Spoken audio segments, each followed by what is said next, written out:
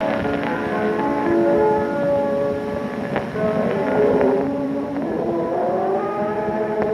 umaga po ating mga magulang at mga kapatid.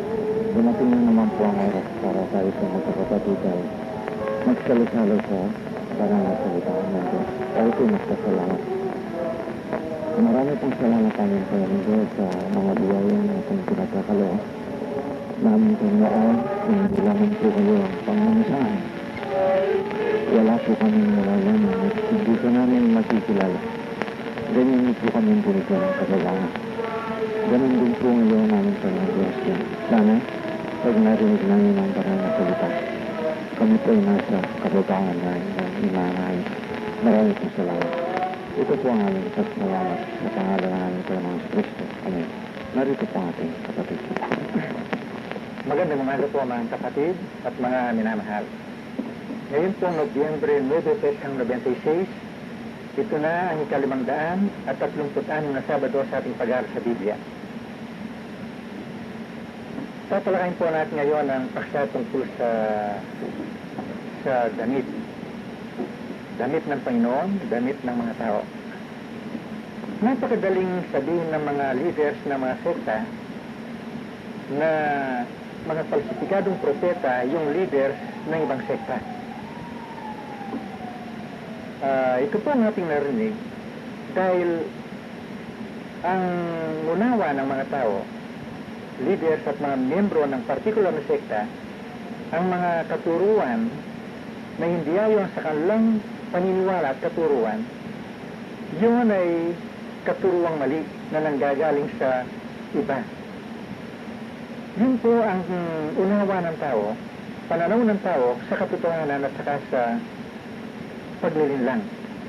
Kaya ang isang sekta, ang paglilinlang sa kanila, yung hindi katuruan ng ibang sekta. Sa mga tunay na Kristiyano, iba po ang pananaw sa katotohanan at saka sa paglilinlang. Sa mga tunay na Kristiyano, ang katotohanan sa kanila ay ang katuruan paniniwala na hindi sumasalungat sa nakasulat. Ang paglilinlang o maling katuruan ay yung mga doktrina o paniniwala na gayon man mayroong saporta sa Biblia ay sumasalungat ang conclusion sa nakasulat. Sana po lagi nating dinidiin yun dahil napakahirap yatang nakuha ng tao ang katotohanan at ang kanalian.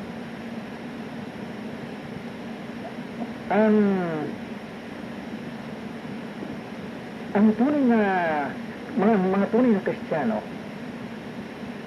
sila po yung nagsasalita ng mga espiritual na mensahe sa salita ng Diyos, hindi nang gagaling sa kanilang sarili, kundi sa pamamagitan ng pahayag o paliwanag ng Biblia mismo. Kaya wala pong opinion, no? Walang opinion. Dahil ayaw ng Diyos ang opinion. Sa tingin ng mga taong wala pa sa katotohanan, akala nila ito ay pagdaragdag dahil very strange sa kanila. Ngayon lang narinig, ano? Ngayon lang narinig, kaya strange, dagdag ang sabi nila. Ngunit kayo pong makikita yung nakikinig, pakinggan po yung maigi, kung mayroong pagdaragdag, o ang ating sinasabi rito ay paliwanag lamang ng Diyos ng kanyang salita, sa kanyang salita, sa pamamagitan mismo ng kanyang salita. Kaya, makikita po natin ang mga tunay at falsifikadong tinatawag na apostol ni Kristo. Sa puntong yan, magbigay po tayo ng halimbawa, no? Pakinggan po yung maigi at magbigay tayo ng halimbawa. Meron pong ay sa traditional Christianity, nakikita ang lumang tipan at ang bagong tipan ay magkaiba. Kaya ang sabi nila, ang lumang tipan lipas na yan. Wala na yan. Nasa bagong tipan na lamang tayo. Kaya kung tutuusin, parang naputol na ang Biblia, naputol na ang salita ng Diyos. Sa bagong tipan na lang tayo. Ang ating paksa po ngayon, makikita natin na Ang salita pala ng Diyos, Biblia, ay binubuo lamang ng isang aklat. Dahil salita ng Diyos, hindi po lumilipas ang salita ng Diyos noong lumang tipan. Dahil sa mensaheng ibibigay ng Diyos, nakikita rin pala ngayon sa ating kapanahonan. Ganyan man yan ay nangyari kay Abraham, kay Moises, sa mga propeta, etc. Mayroon pong sinabi ang Diyos sa kanyang mga pili. Huwag natin kalimutan, no? Yung pong mga Israelitas ay pili ng Diyos. Ito ang utos ng Panginoon sa mga Israelitas sa Deuteronomy 22:11. Narito po ang Deuteronomio 22:11. Huwag kang magbibihis ng magkahalong kayo ng lana at lino na magkasama. Ayaw po ng Diyos na magdamit ng lana o wool, no? Wool. Lana at lino, no, brother? Lino Lana, yung pong wool, no? at lino. Lino, yung linen naman. Ayaw po ng Diyos na magsuot ng damit ang kanyang pili na magkahalong lana at lino. Wool at saka linen, ano? Brother, ikaw ay nung nasa sekta, ano bang narinig mo sa mga leaders ninyo sa paliwanag dito? Wala, hindi man binanggit ito, Brad. Sa natatandang katagalan kong kasamang isang pastor, hindi niya tinalakay ito. Ewan ko kung bakit. Hindi tinatalakay, no? Hindi tinalakay. Pero yung narinig ninyo naman, ulit-ulit lang. Hindi ba? Yun po ang sinasabi nating pakinggan natin ang kaibahan, no? Kung ito'y nanggagaling sa Diyos o nanggagaling lamang sa tao. Kung kami po'y nagsasalita na nanggagaling lamang sa aming sarili o galing sa ibang tao, para yata nakikita, brother, ng iba ang ating sinasabi dito galing sa ibang tao Yan ang nakikita, ha? Oo, bro. Tingnan po ninyo, kung nanggagaling sa ibang tao ito, bakit hindi ninyo narinig sa ibang tao? Hindi ba? Bakit hindi narinig sa ibang tao? At bakit napakalakas ng loob namin magsalita? For the last 1985 tayo po, for the last 11 years and 9 months, or magdadalawang taon na po tayo rito, no? Kahit napakalakas ng loob namin magsalita tungkol sa salita ng Diyos. Kung hindi ito po ay nananalig kami lubos sa Diyos, at siya nang bahala kapag binuksan namin ang bibig, siya nang bahalang maglalagay sa mga salita na inyong maririnig. Ang mga tunay na Kristiyano, meron po silang nakikita sa salita ng Diyos na hindi nakikita ng tagalabas. Merong nakikita ang mga pili ng Diyos sa kanyang salita na hindi nakikita ng maraming tao. Hindi nakikita, din po yun, no? Kaya hindi sinasabi, brother, walang nakikita doon. Kundi, thou shalt not wear a garment of diverse sorts as of woolen and linen together, ang sabi po sa Ingles. Ganyan lang, ano po? Tingnan po ninyo kung nanggagaling sa amin ito. Nagtatanong kami sa Diyos, ano? Panginoon, ano po bang ibig ninyong sabihin diyan? Bakit ayaw ninyong magsuot ng damit ang inyong mga pili na magkahalong lana at lino? Magsasalita po ang Diyos, ang sabi ng Diyos, ano kang sabi? Huwag mong kalimutan na ako'y nagsasalita ng spiritual na wika. Kayong mga tao, literal physical na wika lang inyong naunawahan. Paano makukuha niyo sa ating salita? Kaya wala kayong masasabi, sabi ng Panginoon. Kung manggagaling lang sa inyo, sa inyong karunungan, talagang wala kayong masasabi. Ngunit kung ibababa ninyong inyong ulo, akong bahala, sabi ng Diyos. Akong bahala magsasalita. Ano po yun? Ang tanong natin sa Diyos, ano po yun? Bigyan po ninyo kami ng batayan, Panginoon, para maunawahan namin ang inyong mga salita. Ang sabi po ng Diyos, basahin mo ang Isaiah 61:10. And I will quote partially, quote, I will greatly rejoice in the Lord. My soul shall be joyful in my God. For he hath clothed me with the garment of salvation, and he hath covered me with the robe of righteousness, etc. Binigyan po tayo ng batay ng Diyos doon. Sinuotan mo ako ng damit ng kaligtasan. At tinakpan mo ako ng balabal ng katwiran, ang sabi po ng Diyos doon.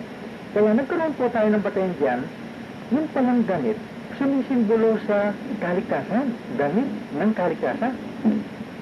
Kaya ang isang taong hubad, ang nakikita ng tao, literal physical na hubad, magkakaroon pa ng mali siya, brother, literal physical, hindi ba? So, pinahayag po ng Diyos, ang hubad pala, wala sa kanya ang damit ng kaligtasan. Wala ang kaligtasan. Kung wala ang kaligtasan, siya hubad, patay siya, spiritually, sa mata ng Diyos, hindi ba, brother? Patay siya. Ganun ang buhay physically, literally. Dudugtungan po ng Diyos ngayon. Kung isang tao ay hubad, wala sa kanya damit ng kaligtasan, siya'y patay. So, makikita natin ngayon, brother, sino ngayon ang mga hubad? Sino ngayon ang mga taong wala sa kanilang kaligtasan? Ito ang sabi ng Diyos. Panginoon, ano po ang ebidensya ng isang taong kaharap namin o nakikita namin ay hubad? So, makikita namin ang kagara ng kanyang damit eh. Pero sa inyo, kailan po namin makikita ang hubad ng isang tao? Kailan namin makikita ang isang taong wala sa kanyang kaligtasan? Kailan namin makikita ang taong patay sa inyong harapan? Ang sabi ng Diyos, basahin mo ang Proverbs 21:16. Narito po ang mga kawikaan, 21:16. Ang tao na gumagala sa labas ng dahan ng kaunawaan, magpapahinga sa kapisanan ng patay. Sinagot po ng Diyos. Hindi ba katakataka, brother? Sinasagot po ng Diyos ang ating tanong eh.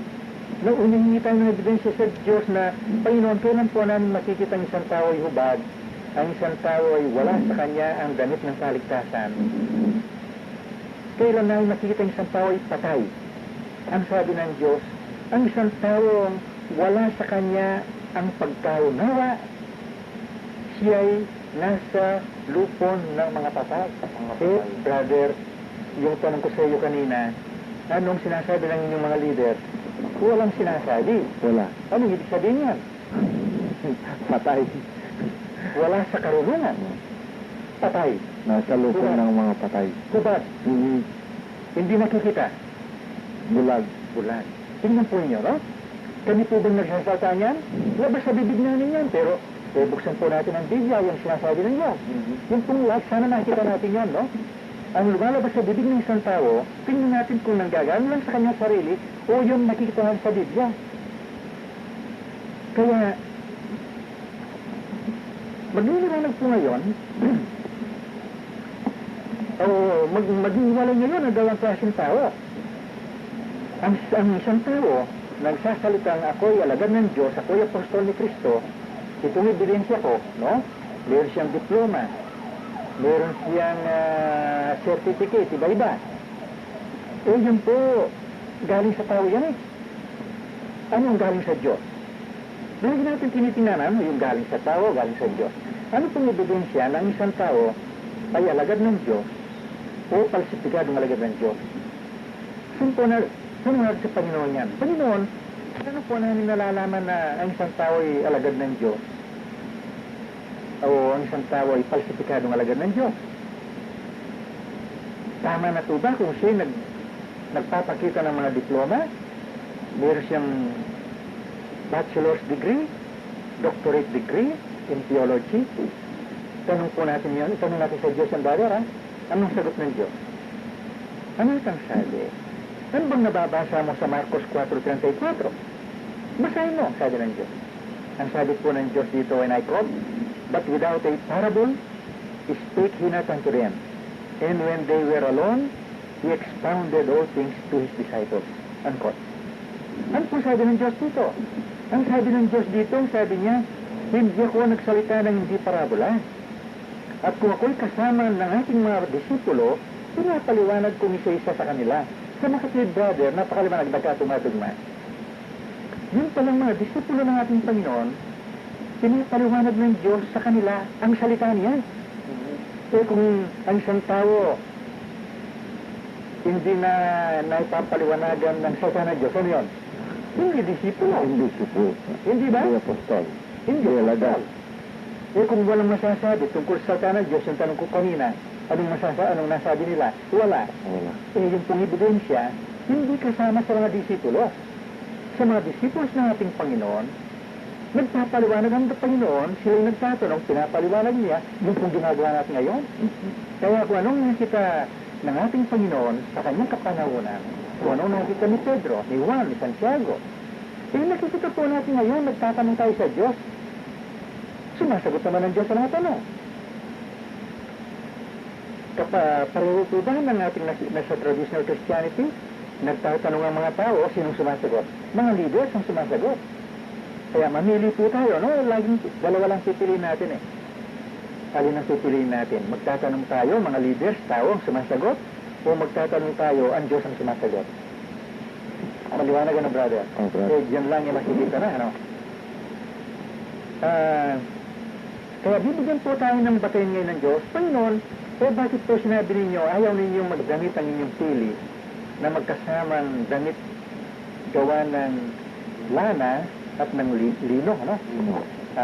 Wool at saka linen. Tingnan ko po kung ano ang wool.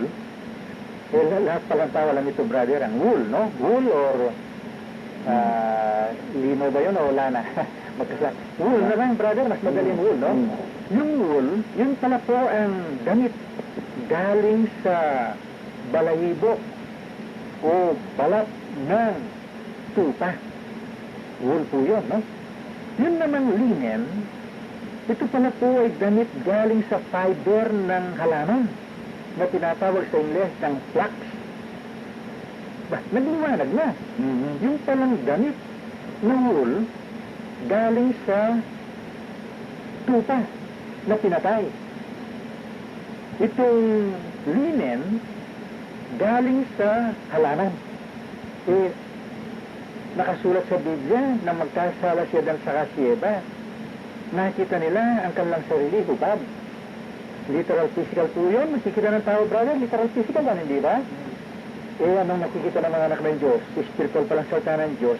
Nakikita po natin na pinakpan niya dan at niya ang kanilang hubad na katawan. Nakita po sa Genesis 3:7. Pinakpan ng dahon ng igos ang kanilang sarili. Halaman po yan. Nakita ng hubad ang kanilang sarili. Nakita ang kanilang sarili, brother, hubad ng sa kaligtasan. Wala silang damit ng kaligtasan. Anong ginawa niya ganap niya ba?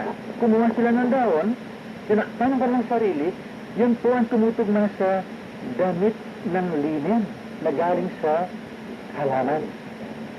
Tinanggap po ba ng Diyos yan? Hindi. Anong ginawa ng Diyos? Pinalitan ng Diyos yan ng coat of skin sa Genesis 3:21. Coat of skin. Anong ibig sabihin yan? Damit na galing sa balat ng hayop. Pwede po bang kunin ng balat ng hayop kung hindi papatay ng hayop? Kung hindi magbubuhos ng dugo? Tama-tama. Tumutugma sa ginawa ng ating Panginoong Jesucristo nang ibuhos ang kanyang dugo sa krus, no? Doon natupad ang testamento, doon pala pwedeng mabigyan ng damit ang isang taong naniniwala. Tugma po sa binigay ng Diyos kay Dan kay Eva. Pinalitan ang dahon na pantakip sa kanilang kahubaran, pinalitan ng Diyos ng balat ng hayop na galing sa pagbuhos ng dugo. Napakasimple ito, brother, sa mga anak ng Diyos, no? Sa mga anak ng Diyos, simple lang ito. Para naman marinig ng ibang tao, brother, ng tagalabas ang nakukuha natin, no? Na ibang-iba, no? Kaya, maliwanag na po ngayon, mamaya po, no? Titingnan natin pa, no? Nung palitan pa ng Diyos ang damit ni Adan at ni Eva ng balat ng hayop, tumutugma yun sa pagkamatay ng ating Panginoon Jesucristo sa krus. Dahil sa pamamagitan ng pagbuhos ng kanyang dugo, pinatay ang kordero. Yung pong pagpatay ng kordero noong lumang tipan, no? Doon pala makikita ang makukuha ang damit ng kaligtasan. At sa pamamagitan nito, no? Napakasimple ito, brother. Sa pamamagitan nitong simpleng paksa na nabuksan, makikilala na kung sino ang Diyos eh. Dito po, no? Sa 1 Corinthians 6 ang sinasabi, isa naman ang Diyos, yun ang Ama eh. Wala na palang ibang Diyos kung hindi lang yung Ama. Isa lang eh. Ngayon, sa aklat ng Genesis 17:7, ang kaisang Diyos na Ama, siya po'y gumawa ng testamento. At ano naman ang kailangan sa testamento? Hebreo 9:16. Kailangan mamatay ang gumawa ng testamento. Eh, ang gumawa po ng testamento, ang kaisang Diyos ay Espiritu. John 4:24. Paano matutupad ng Diyos ngayon ang kanyang testamento sa pamamagitan ng kanyang kamatayan kung siya Espiritu? Lumabas po sa 1 Timothy 3:16, sa King James Version lamang, nahayag sa laman ng Diyos. Nahayag sa laman ng Diyos. Sino po yung laman ngayon? Yun pala ang ating Panginoong Jesucristo. Kaya, ang ating Panginoong Jesucristo, dahil siya pala ang Ama sa katawang tao, hinanggap ang pagsamba. Dahil isa lang ang dapat sambahin, wala na po iba, ang Diyos lamang. Ang Diablo, ang kumukuha ng karangalan na dapat sambahin din, na hindi naman nalalaman ng kanyang mga lagad dito sa lupa, nagpapasamba sa kapwa-tao, brother. Nagpapatingin, hindi ba? Hindi po lang ng tao yan. Dito lang ang makikita na kung sino ang Diyos. Yun pala, ang sinabi, wag na po natin ulit, baka mawala tayo ng oras. Eh, sino ang ating Panginoong Jesucristo ngayon? Siya pala ang Ama sa katawan tao. Eh, bakit tayo ng Diyos yung linin na galing sa halaman, galing sa kahoy, halaman, no? Eh, makikita po sa Matthew 7:15 to 19, doon sinabi ng ating Panginoong Jesucristo, inalintulad ng ating Panginoong Jesucristo ang tao sa isang punong kahoy. Brother, hindi ba? By their fruits you shall know them, ang sabi. Ang kahoy na hindi nagbubunga ng mabuti, putulin at itapon sa apoy.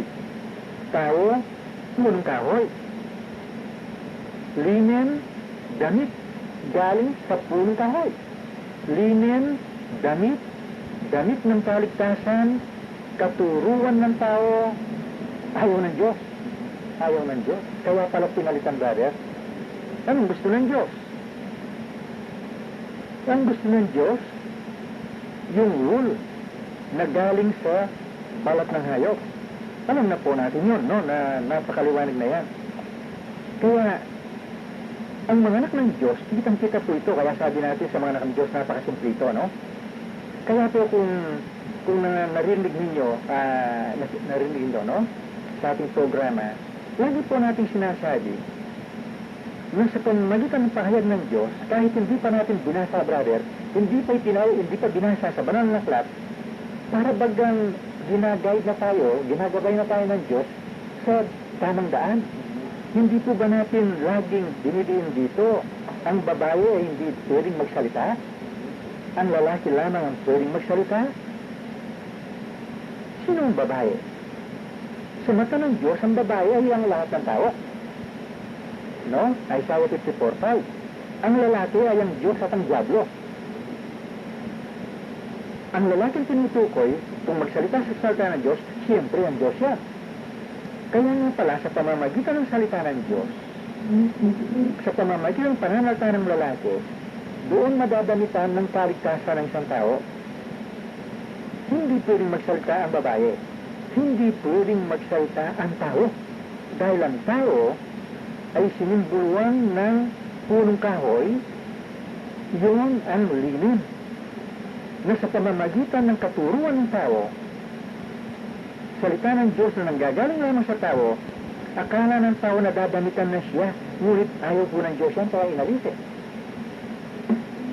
Kaya, mga kapatid, kahit po saan natin tingnan ngayon, ng banal na aklat, nagkakatugmatog na. Hindi ba, brother? Eh, bakit pumasok dito? Babae, lalaki, damit, punong kahoy, tupa, ano yan?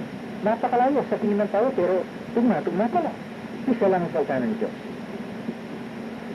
Kaya, kung napansin po ninyo, ang mga anak ng Diyos, Hindi po ninyo sila makikitang napakagandang manalangin. Hindi po ninyo sila maririnig na napagandang magsalita. Kung minsan napapatawa yata ang mga tao sa ating pananalita, brother, mangmang tayo sa mata ng tao, di ba? Pero pakinggan po ninyo mensahe. Matindi ang mensahe, no?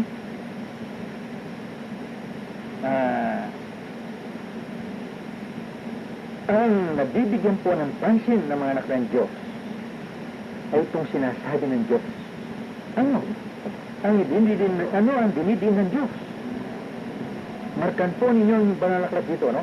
Ano ang dinidin ng Diyos sa kanyang mga anak? Hosea 6:6, brother. Narito po ang Hosea 6:6. Sapagkat ako'y nagnanasa ng kaawaan at hindi ahin, at ng pagkakilala sa Diyos, higit sa mga handog na susunugin. Ano po ang dinidin ng Diyos? Ang pagkakilala sa Kanya, ang pagkaunawa sa Kanyang salita, higit sa lahat ng ginagawa ng tao. Yung sakripisyo, panalangin, Hosea 6:6. Ang gusto po ng Diyos, ang pagkakilala sa Kanya at ang pagkaunawa sa Kanyang salita. Tingnan po ninyo kung hindi yun ang inyong narinig sa ating programa. Tugmang-tugma, no? Kaya po sa ating programa, napakahalaga, brother, ang ating oras. Wala yatang nasasayang kahit isang segundo rito, ano? Wala pong nasasayang na segundo rito. Dahil napakahalaga. Hindi po namin sasayangan ang aming isang oras sa mga salitang pampalubag-loob lamang sa nakikinig. Hindi pwede. Anak ng Diyos, kumakain sila sa salita ng Diyos. Hindi po kumakain sa mga salita ng tao lamang. Kaya, tingnan po natin ang sinasabi ng Diyos tungkol sa damit. Bibigyan tayo ng batayan ng Diyos tungkol sa damit, ano? Si Daniel, lumang tipan. Tingnan po ninyo, lumang tipan. Kaya mga tao, brother, sa lumang tipan parang wala na. Ipinahalam ng Diyos ang kanyang sarili kay Daniel dito sa Daniel 7:9. Narito po ang Daniel 7:9. Aking minasdan hanggang sa ang mga luklukan ay nangaglagay at isa na matanda sa mga araw ay nakaupo. Ang kanyang suot maputing parang niebe at ang buhok ng kanyang ulo ay parang taganas na lana.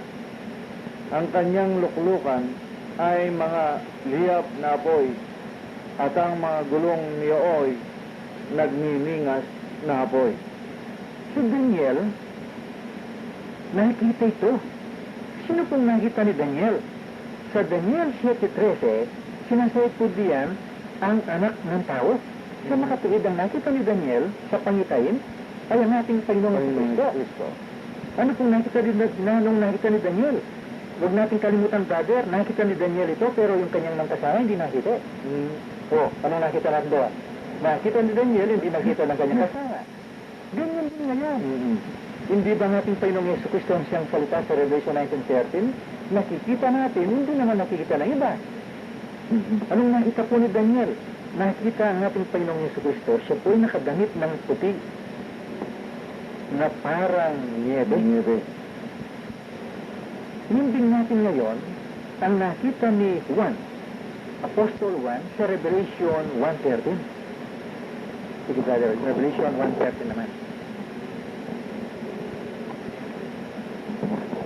Narito po ang Revelation 1:13. At sa gitna ng mga kandilero ay may isang katulad ng isang anak ng tao na may suot na damit hanggang sa paa at may bigkis ng dibdib sa isang pamigkis na ginto. Kung ihandin po natin ang nakita ni Daniel at ang nakita ni Juan, magkapareho. Pareho nakadamit, no? Nakadamit ng puti at nakadamit na mahaba hanggang paa ang sabi po rito. Ang sabi niya, ang anak ng tao. Bakit kaya tinawag na anak ng tao ang ating Panginoong Jesucristo? Bakit kaya tinawag na anak ng tao? Ang sabi po ng marami dahil anak siya ni Maria. Eh, siya tinawag po ng Diyos, hindi man pala anak ni Maria, ang ating Panginoong Jesucristo. Dahil surrogate mother lamang si Maria. Ano? Surrogate mother lang po, no? Bakit kaya tinawag na anak ng tao ang ating Panginoong Jesucristo? Na nakadamit, puti, hanggang paa. Ito pong pahayag ng Diyos. Kaya pala tinawag na anak ng tao. Dahil ang ating Panginoong Jesucristo ay binubuo ng laman at dugo, buto. Siya po ay tunay na tao, 100% tao, no?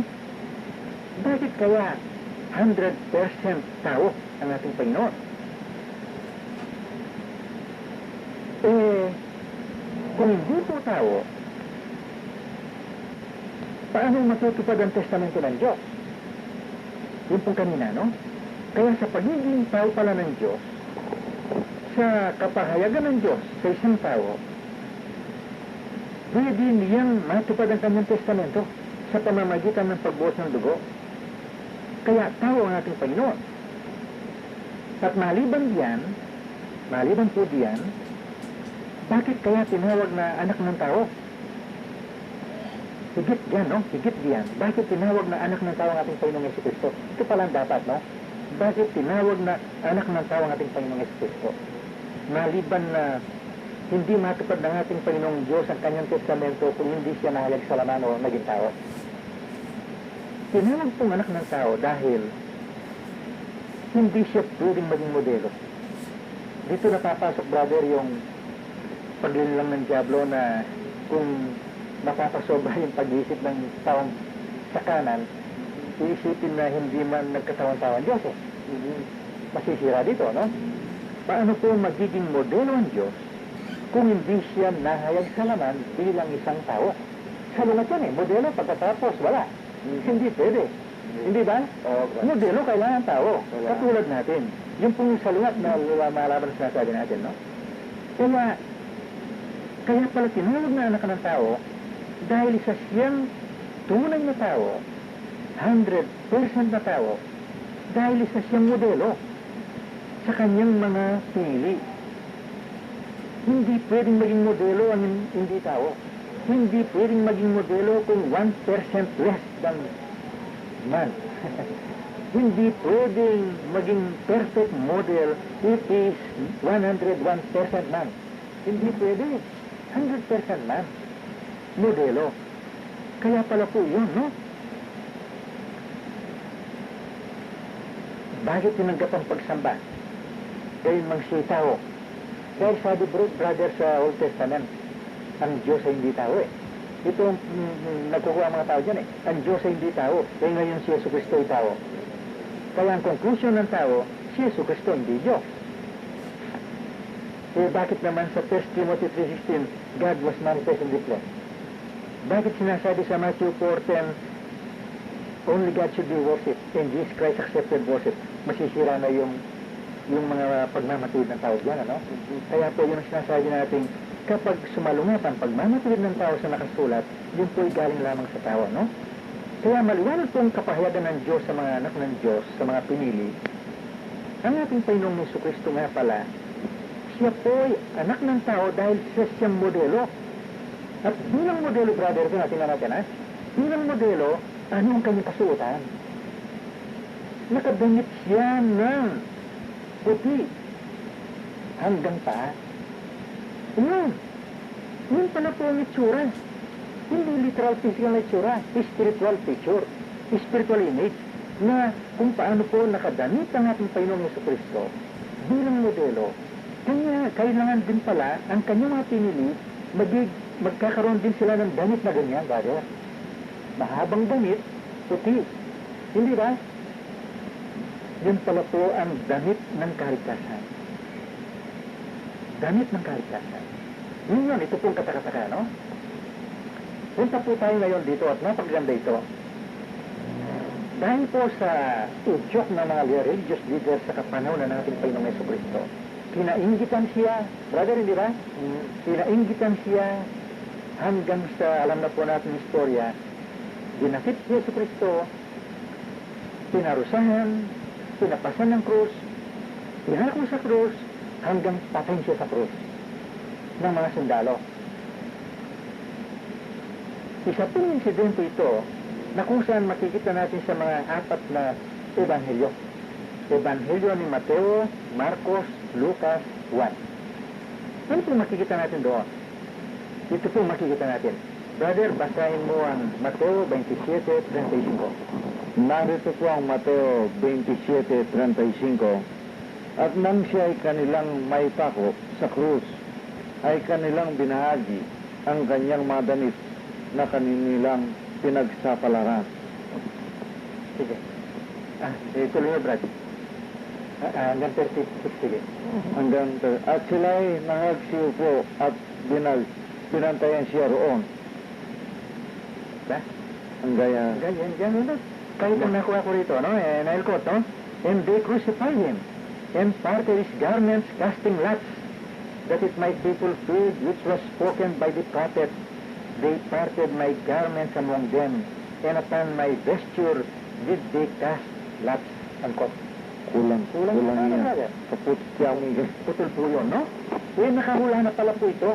Ang mga sundalong pumatay kay Kristo, sila mismo ang nagkagusto sa kanyang damit. Okay, brother, basahin mo ngayon ang pagsabayan mo na, no? Ito pong Marcos 15:24 at saka Lucas 23:34. Narito po ang Marcos 15:24. At siya ay kanilang ipinako sa krus, at kanilang pinagatihan ang kanyang mga damit na kanilang pinagsapalaran kung alin ang dadalhin ng bawat isa. Sa Lucas 23:34. Tinan po nyo, no? Pagyan nyo may mga kapatid, mga minamahal, no? Pagkatapos na pinatay, no? Narito po ang Lucas 23:34. At sinabi ni Jesus, 34. At sinabi ni Jesus, Ama, patawarin mo sila sapagkat hindi nila nalalaman ang kanilang ginagawa. At sa pagbabahagi nila ng kanyang mga suot ay kanilang pinagsapalaran. Ayun po, no? Huwag po natin kalimutan, ang mga sundalong pumatay kay Hesu Kristo, sila po mismo ang nagkagusto sa kanyang damit. Hindi ba? Kung tutusin po, kung literal physical ito, tingnan po nyo kung literal physical ito, punong-puno ng dugo yan, brother. Anin nila. Ano niyan? Isusod ba yung maraming yan na punong-puno ng dugo at baka nasira pa yan sa kanilang pagparusa sa kanya, hindi ba? Tatapon na lang. Pero dito, kinuha nila. Ito, brother, basahin mo, no? Sa John 19:24 at saka John 19:23. Narito po ang John 19:24. Nangagsang usapan nga sila. Huwag natin itong punitin, kundi ating pagsapalaran, ranan, kung mapapakanino, upang matupad ang kasulatan na nagsasabi, binahagi nila sa kanila ang aking mga kasuotan, at ang aking balabal ay kanilang pinagsapalaran. Dito po sa 23.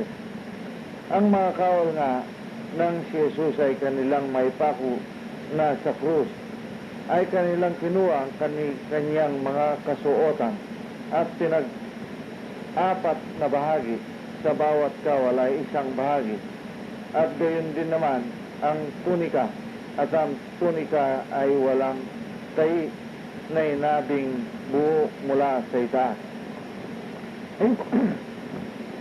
Bakit kaya po pinasulat ng Diyos ito sa apat na evangelista? Para po yung mga taong marunong sa Biblia, mga Bible scholars, theologians, preachers of the Bible, hindi makaligtaan ito. Apat, ano? Apat. Hindi makaligtaan. Binabasa. Nakukuha ka ng mensahe. Yun pala, no? Hindi po nakikita ang mensahe. Okay, tingnan po natin kung ano ibibigay ng Diyos, no? Huwag po natin kalimutan kung bakit ang mga sundalong pumatay kay Yesu Cristo, sila mismo ang nagkagusto sa kanyang damit. Yung kanyang tunika, yun po ay walang ano ba sa nakasulat yan, brother? Putol. Walang putol, ano? Walang putol, no? Ang sabi na, coat was without seam, woven from the top to out. Ngunit yung kanyang gamit, pinagputol-putol, ginawang apat. Hindi, brother? Okay. Ginawang apat po. Ginawang apat na bahagi. At kinuha ng apat na, kinuha ng sundalo ang apat na parte ng kanyang damit. Wag po natin kalimutan ng kapatid at mga minamahal, ang mga mensahe sa salita ng Diyos, ipinapaliwanag po ng Diyos sa kanyang mga alagad lamang. Ang mensahe ng Diyos, Marcos 4:34 po yun, no? Ang salita ng Diyos na nakasulat sa pamamagitan ng parabola o talingaga, hindi po pinahayag yan sa mga taong tagalabas. Marcos 4:11-12. Ang sabi ng ating Panginoon, meron silang tengang hindi nakakarinig at hindi naunawahan, meron silang matang hindi nakita. Sa makatwid, yung palang tagalabas, ayon sa ating Panginoon, sila po ay bulag, ano? Hubad. Bulag, hubad, patay. Yun pong kanina, no? Tumutugma po yan. Dahil hindi sila nakadamit, kundi nakabalabal o nakadamit sila ng galing lamang sa tao. Galing sa tao, no?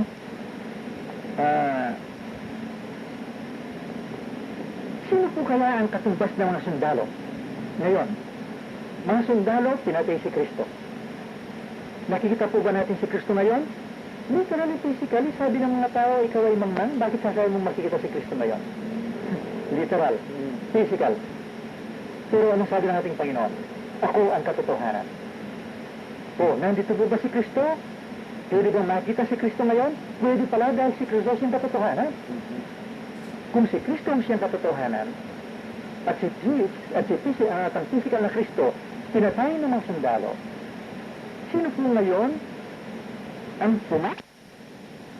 nagkakagusto sa umaangkin sa damit ng kaligtasan?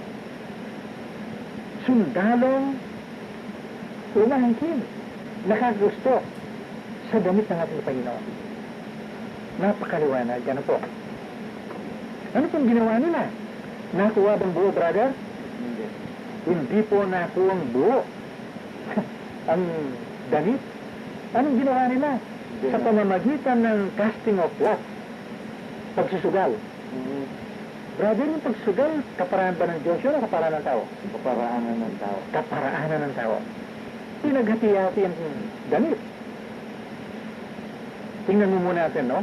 Bakit kaya pinaghati-hati ng apat na parte? Anong nakikita? Ay, baka magkulit tayo ng oras, no? Bakit kaya pinaghati-hati ng apat na parte? Hindi ba nakasulat sa banal na aklat, the four corners of the world? Apat na sulok ng mundo? Ang mga sundalong pumatay kay Kristo, ang mga tawang pumapatay ngayon sa katotohanan, nandoon sa kanila ang damit ng kulang sa apat na sulok ng mundo. Yun po ang traditional Christianity. Traditional Christianity makikita sa apat na sulok ng mundo. Hindi ba, brother? Hindi ba nalilin lang ang mga tao ngayon? Akala na nasa kanila yung damit ng kaligtasan? Ika-apat na parte lamang pala, kulang. Magsusuot ka ng apat na parte ng damit, anong makikita? Hubad. Hubad pa rin. Hubad. Kulang. Hindi ba? Oo. Kaya, ano po nakikita natin sa mga sa traditional Christianity na binubuo ng 1001 religious sects? Kumukuha sila ng may counting katotohanan. Hindi ba, brother? Counting katotohanan. Tama. Anong sinasabi nila? Maliligtas tayo sa pamamagitan ng kamatayan ni Kristo sa krus. Tama po yan, katotohanan niya. Will be saved by the shedding of the blood of Christ. Tama po yan. Parte. Yun naman.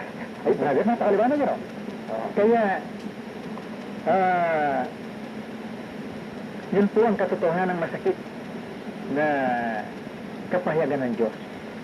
Kung napansin po natin, meron palang damit ang ating Panginoon na pinaghati-hati ng apat na parte. Ngunit ang kanyang tunika Ay, walang tayo. ay walang tahi.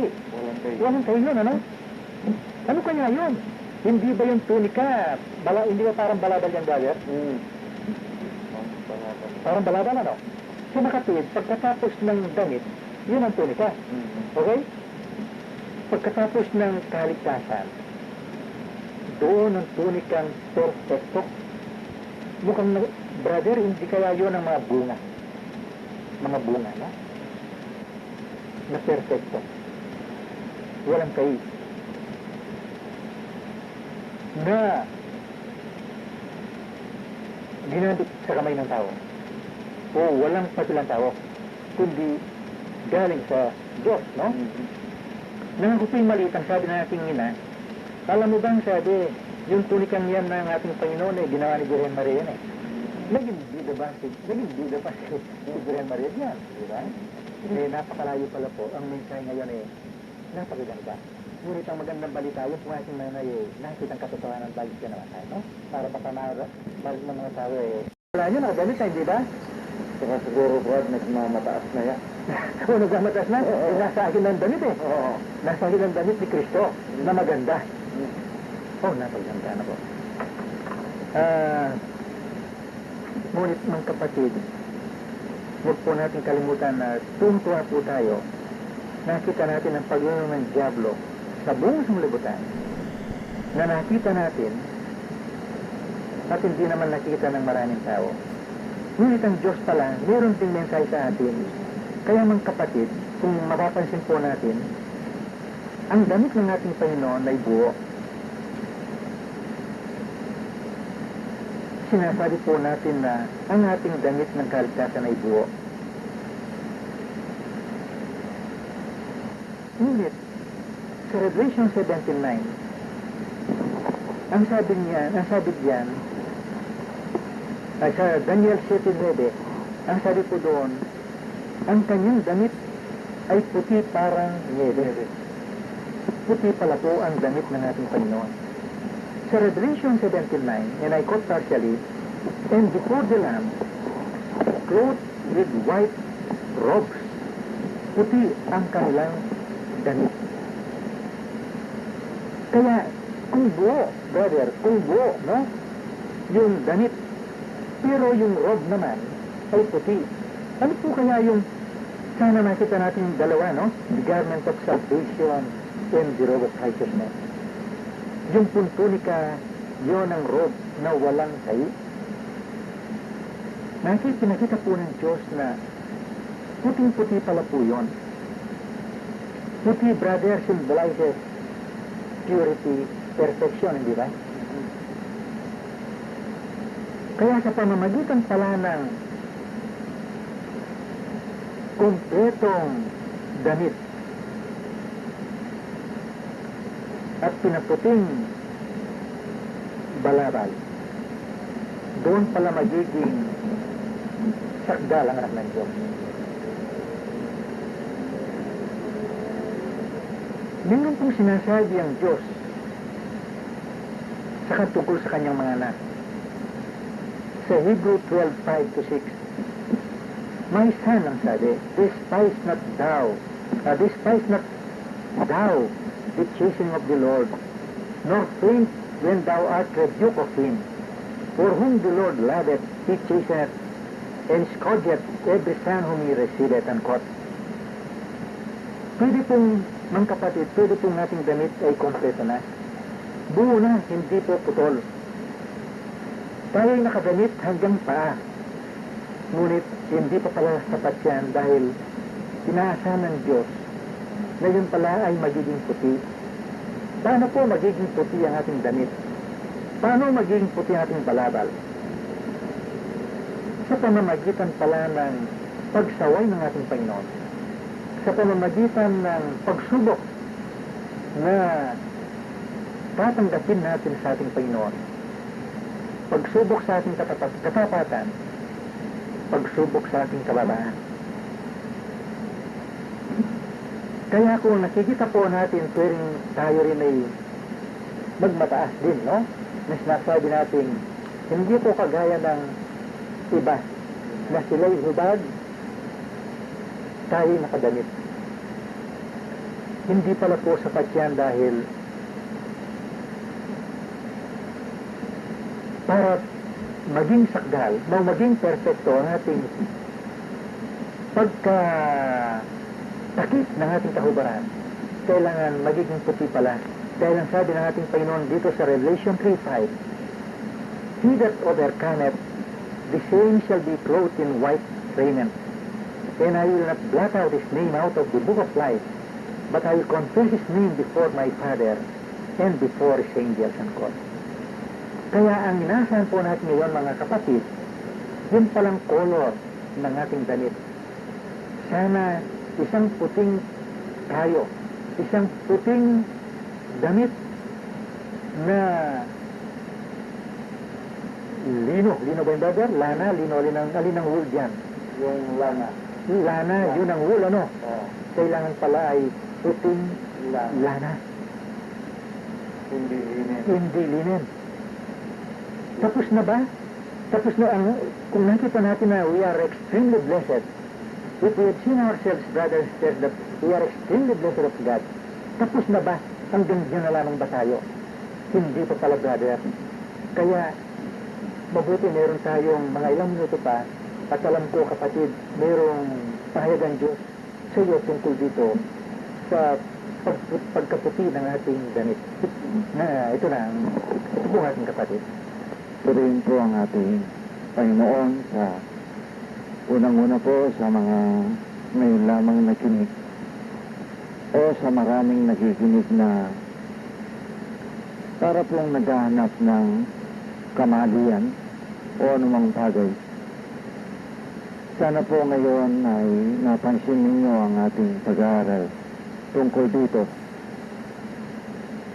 Nang ako po ay hindi ko pa nakilala ang Panginoon. Binasa ko na ito at nang makasama ko ang isang pastor na magaling dito sa Angeles. Hindi man po tinalakay ang bagay na ito. At ito pala ang ibig ipakita ng Panginoon. Ngayon pong tinalakay ito. Ngayon ko lamang parang yung unang ipinakita ng Panginoon ay naging maliwanag. At nang nga ba pong iniisplika ng kapatid ang hinahanap ng Diyos na huwag isama ang lana sa lino.